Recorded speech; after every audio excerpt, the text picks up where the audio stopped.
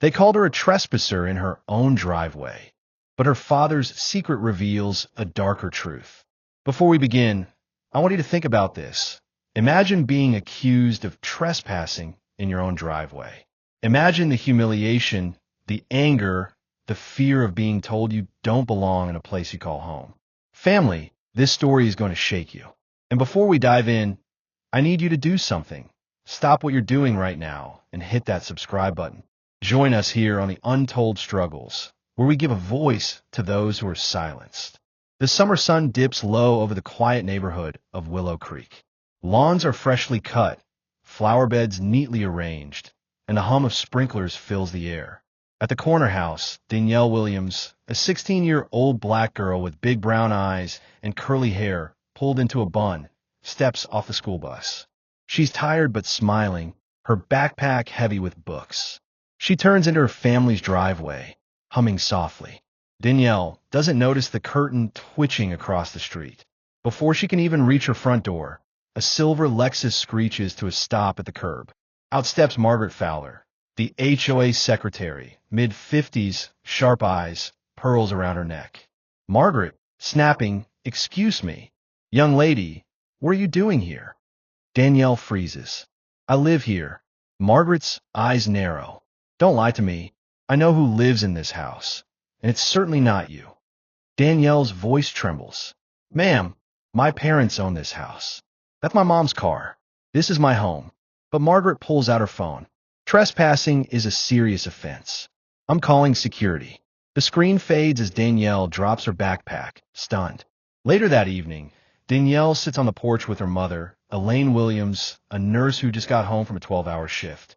"Elaine," angrily, "she really stopped you? In our driveway?" Danielle nods, whispering, "She said I don't belong here." Elaine's fists clench. "We pay HOA dues just like everyone else. And your father worked himself to the bone so we could have this home. They will not treat you like a stranger." But before Elaine can finish, a patrol car slows in front of their house. Margaret is standing nearby, pointing. The neighbors peek out. Danielle's cheeks burn with humiliation. Two officers approach. "Officer, we got a report of trespassing." Elaine, furious, "This is my daughter's house. She lives here. Do you want proof? Look at the ID." Danielle fumbles out her school ID. The officer glances at it, then at Margaret.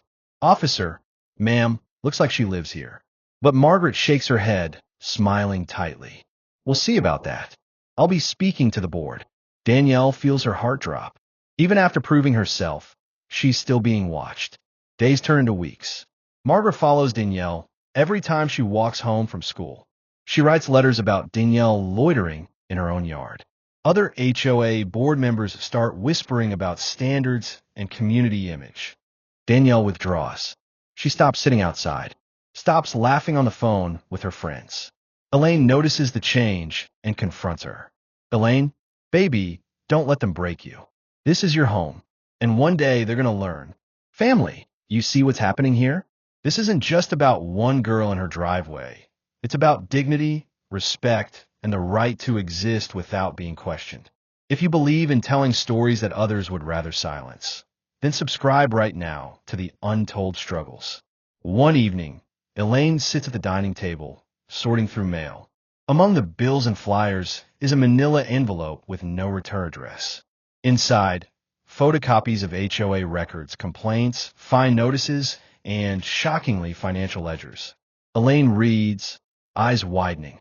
Margaret and the HOA president have been issuing false fines to black homeowners, pocketing the money under maintenance fees. Elaine whispers, "So this is why they want us gone." She shows Danielle. Together, mother and daughter realize Marcus, Danielle's late father, once suspected this very corruption. His old notebooks, tucked in the garage, confirm it. The next HOA meeting is packed. Elaine walks in, Danielle at her side, clutching the envelope. Margaret smirks from the table. "Mrs. Williams, this meeting is for members only." Elaine slams the folder down. "We are members, and tonight, everyone's going to see the truth." Gasps ripple through the crowd as Elaine flips through the documents. Homeowners murmur, shocked, as the evidence piles up. Margaret's face pales.